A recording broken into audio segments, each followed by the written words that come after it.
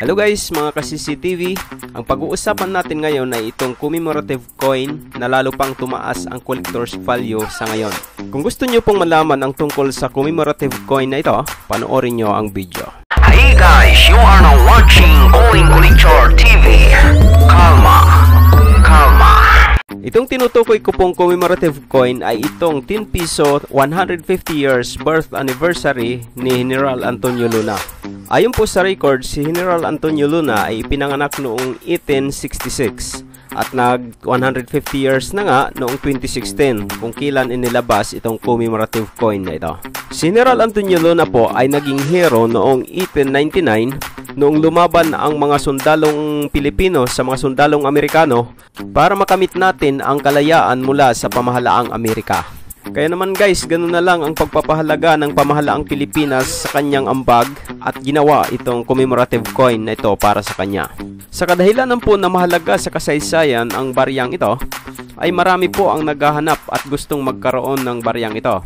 Pero limitado lang po ang ginawa ng BSP dahil 10 milyon lang po ang ginawa sa commemorative coin na ito. Kaya naman guys, kung may hawak kayo sa baryang ito, ay maswerte po kayo dahil ito ay binibili na sa mataas na halaga. At ayon po sa Numista Philippines, ito po ang makikita ninyo na estimated value sa baryang ito. Ayan guys, ayan po ang mataas na estimated value mula sa Numista Philippines.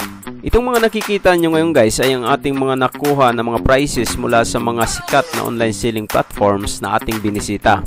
Yan guys ang matataas na mga prices ng mga sellers doon. Ang mga nakita nyo pong mga value o prices ng baryang ito ay maaari pa pong magbago depende po sa desisyon ng nagbibenta.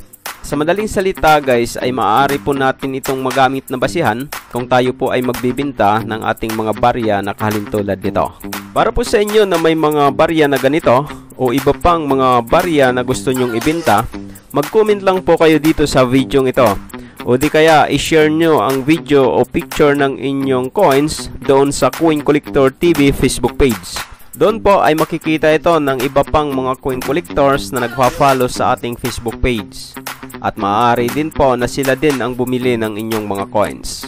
Muli po maraming salamat sa panonood nyo sa video ito. At maraming salamat din sa inyo na mga nag-subscribe na sa aking channel, Coin Collector TV.